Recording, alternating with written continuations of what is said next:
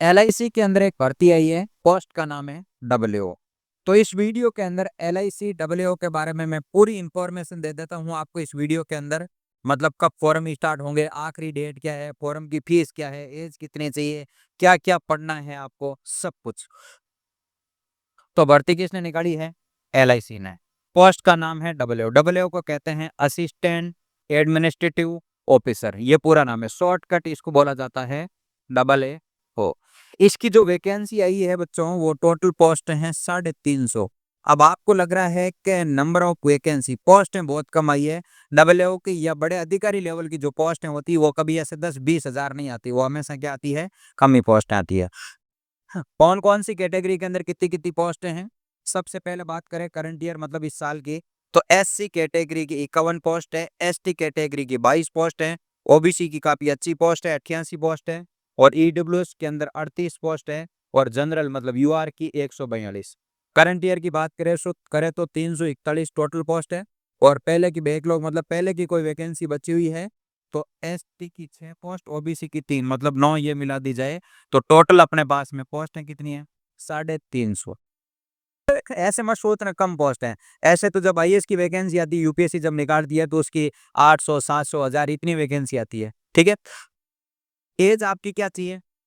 Minimum की as 21 साल चाहिए, मैक्सिमम एज आपकी 30 साल चाहिए। आपके पास में बैचलर डिग्री, बैचलर डिग्री का मतलब ये है चाहे बीए हो, चाहे बीकॉम हो, चाहे बीएससी हो, चाहे बीटेक हो, मतलब ग्रेजुएशन होनी चाहिए आपकी। परसेंटेज कितने भी हो उससे कोई फर्क नहीं पड़ेगा। अब फॉर्म कब स्टार्ट होंगे, कब आखिरी डेट है? सबसे पहले फॉर्म जो आपके स्टार्ट होंगे वो हो गए हैं 16 अगस्त से। ठीक है। और जो फॉर्म की जो आखिरी डेट है वो है 8 सितंबर। ठीक है। 8 सितंबर से पहले पहले आप फॉर्म भर सकते हो। आगे बोला है आपको कि जब भी एग्जाम स्टार्ट होगा उससे 7 दिन पहले आपका क्या होगा, एडमिट कार्ड आ जाएगा। ठीक है। अब एग्जाम 2 पार्ट में होंगे आपके, प्री के और मेंस के। जो आपका प्री का एग्जाम होगा वो होगा 3/10/2025, मतलब 3 अक्टूबर 2025 को क्या होगा, प्री का एग्जाम, और 8 नवंबर 2025 का होगा आपका मेंस का एग्जाम। ठीक है। उसके बाद यदि आप फॉर्म भरोगे तो एससी एसटी या अदर कोई, ठीक है, जिनकी जो फीस रहेगी वो 85 रुपए रहेगी, और ट्रांजेक्शन चार्ज और जीएसटी अलग से लगेगा, मतलब 5-7 रुपए अलग से लग जाएगा। यदि अदर कैटेगरी मतलब समझ के, मतलब जैसे जनरल कैटेगरी या ओबीसी कैटेगरी, ये जो बंदे हैं इनके जो फॉर्म की फीस है वो ज्यादा है। कितने रुपए बोलो? 700 रुपए। तो मतलब ये 85 रुपए किसके हैं? ये है एस सी एस टी यद इनकी। ठीक है। बाकी ओबीसी जनरल वालों की जो फॉर्म की फीस है वो है 700 रुपए फॉर्म की फीस है। अब सबसे बड़ा जो मुद्दा होता है फॉर्म की डेट, वो अपने बात कर ली।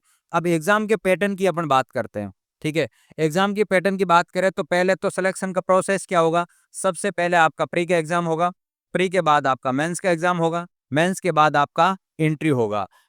ये जो स्टेप रहेंगे, टोटल कितने स्टेप रहेंगे? 3 सेक्शन, मतलब 3 स्टेप है आपके पास में। ठीक है। सेक्शन तो ये है, ये 3 स्टेप, प्री मेंस और इंटरव्यू। ठीक है। अब आपके ये जो प्री का पैटर्न की बात करें तो इसके अंदर टोटल आपको कितने सेक्शन दे रखे हैं?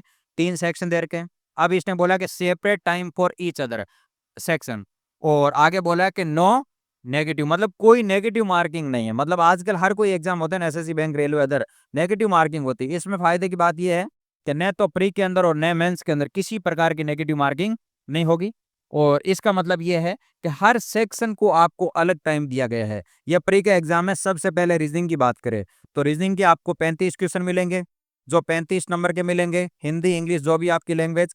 अब ध्यान रखना, एस सी एस टी या इस कैटेगरी के जो बंदे हैं उनको 16 क्वेश्चन करने अनिवार्य हैं, और अदर मतलब ओबीसी जनरल वालों को 18 क्वेश्चन करने अनिवार्य हैं। और रीजनिंग वाले सेक्शन को सॉल्व करने के लिए आपको सेपरेट टाइम दिया जाएगा 20 मिनट। बात समझ में आई? रीजनिंग के 35 क्वेश्चन 35 नंबर के। यदि आप एस टी एस सी के हो तो कम से कम आपके 16 क्वेश्चन राइट होने चाहिए, या फिर 16 नंबर आना चाहिए की बात है।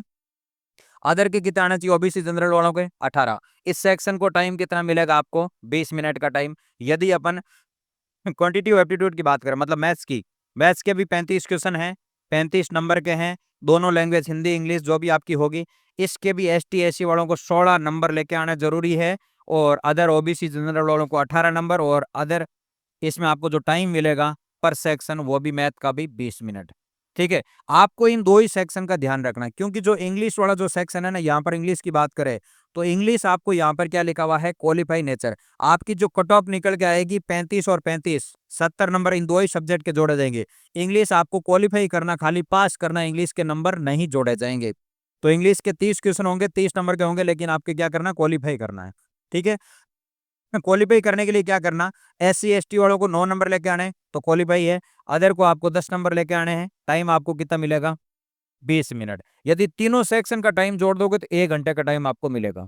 ठीक है, और टोटल आपके पास में क्वेश्चन कितने हो गए बोलो, 100। लेकिन यहाँ पर 70 क्यों लिखे मैंने, यहाँ 70 इसलिए लिख रखे हैं कि इंग्लिश के और इसके इंग्लिश के क्या, रीजनिंग के और मैथ्स के दो के नंबर जोड़े जाएंगे, इंग्लिश के तो नंबर जोड़ नहीं रहे।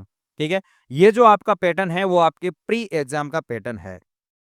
अब इसके अंदर यदि कोई बच्चा बैंक की पहले से तैयारी कर रहा है तो रीजनिंग उसकी अच्छी है ही, मैथ्स उसकी अच्छी है ही, नंबर तो आपको अच्छे दो ही सब्जेक्ट में लेके आने हैं। इंग्लिश तो आपको क्या करनी है, कट ऑफ क्लियर करनी। कट ऑफ मतलब आपको जनरल वालों को, ओबीसी वालों को 10 नंबर लेके आने हैं, मतलब ST SC वालों को 9 नंबर लेके आने हैं।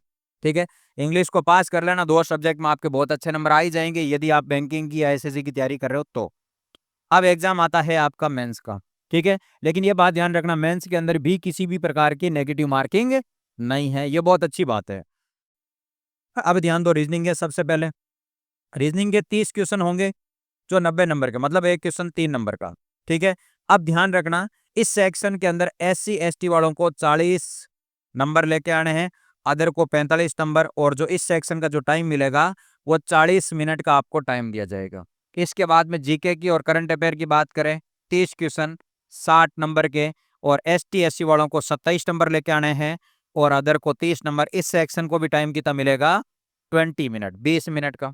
इसके बाद में बात करें अपन डाटा एनालिसिस और इंटरप्रेशन की बात करें तो 30 क्वेश्चन 90 नंबर के, इसमें आपको 40 नंबर ST SC वालों को लेके आना है, अदर को 45। इसके लिए भी टाइम कितना मिलेगा बोलो, 40 मिनट का आपको टाइम मिलेगा। इसके बाद में एक सब्जेक्ट है यहाँ पर आपको, insurance and finance marketing awareness, मतलब जीके का ही है, लेकिन इंश्योरेंस के और फाइनेंस के बारे में जीके पूछा जाएगा।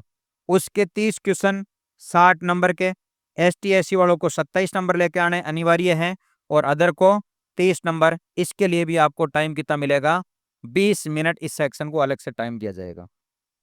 अब टोटल क्वेश्चन कितने हुए आपके पास में, 120। टोटल नंबर कितने हुए बोलो, 300। टाइम कितना मिलेगा टोटल, 2 घंटे का टाइम। लेकिन इसके बाद में एक क्वालिफाई करना है, जो एक डिस्क्रिप्टिव पेपर होगा, 2 क्वेश्चन आएंगे, एक क्वेश्चन 25 नंबर का होगा। क्वेश्चन कितने आएंगे बोलो, 2। एक क्वेश्चन कितने नंबर का, 25 का। कितने नंबर का हुआ, 50 नंबर का। क्वालिफाई का मतलब समझ गए, खाली पास करना। मतलब ST SC वालों को 9 नंबर लेके आना है, अदर को 10 नंबर लेके आने हैं, और 30 मिनट में पेपर खत्म हो जाएगा। अब 50 नंबर में से 10 नंबर और 9 नंबर लाना कोई बड़ी बात नहीं है। डिस्क्रिप्टिव पेपर है तो अपन इसमें कुछ भी लिख के आएंगे तो भी अपन को नंबर मिल जाएंगे। कुछ भी मतलब थोड़ा तो ठीक लिखना जिससे नंबर दे एग्जाम वाले। ठीक है, तो एग्जाम हो गया आपके 2 पार्ट, प्री का और मेंस का। इसके बाद बात करें इंटरव्यू की। इंटरव्यू कितने नंबर का होगा, सबसे पहले इंटरव्यू होगा आपका 60 नंबर का। ठीक है, उसके अंदर यदि अपन बात करें इसकी EWS की या OBC की, इनके जो क्वेश्चन पूछे जाएंगे वो आपको 30 क्वेश्चन 30 क्वेश्चन पूछे जाएंगे। ST SC इन कैटेगरी वालों को कितने क्वेश्चन पूछे जाएंगे बोलो, 27 क्वेश्चन पूछे जाएंगे। बिल्कुल ठीक बात है। तो ये आपका आखिरी में क्या होगा, एंट्री होगा। ठीक है, ठीक है। अब अपन बात करते हैं कि आपको क्या फायदा है नौकरी करके। सबसे बड़ा फायदा ये है कि इसकी सैलरी बहुत जबरदस्त है। तो क्या सैलरी मिलने वाली है, आपका जो बेसिक पे है ना, वो सैलरी देखो आप, 88,635 है। अब बेसिक पे का मतलब ये है, इसके अंदर अलाउंस नहीं जुड़े हैं, जो आपके हाउस रेंट अलाउंस है या मेडिकल है या जो अदर जो सारे अलाउंस मिलके जो आपको पर मंथ जो सैलरी मिलेगी, वो सैलरी मिलेगी 1,26,000 पर मंथ। ए सिटी का मतलब ये है, जो जैसे बड़ी-बड़ी जो सिटियाँ हैं ना, मुंबई है, बैंगलोर है, दिल्ली है, इनकी जो सैलरी 1,26,000 रुपए रहेगी। जैसे जोधपुर, जयपुर, इन सिटियों की बात करो तो आप 10-15,000 रुपए सैलरी कम कर दो। ठीक है? तो बहुत ही जोरदार सैलरी मिलेगी। ठीक है? अब ये जो अलाउंस दे रखे हैं, ये अलग से नहीं जुड़ेंगे, ये अलाउंस सारे इसमें जुड़ेंगे।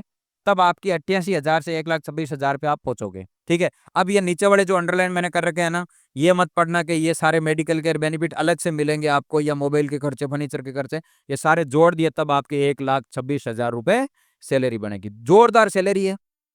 ठीक है, अब आपको पता है जो बैंकिंग सेक्टर के अंदर या एलआईसी के अंदर या इंश्योरेंस सेक्टर में आप जॉब लगते हो गवर्नमेंट, या फिर कुछ गवर्नमेंट के ऐसे डिपार्टमेंट है, जब आप नौकरी ज्वाइन करते हो तो आपसे बॉन्ड भराते हैं। बॉन्ड का मतलब क्या है?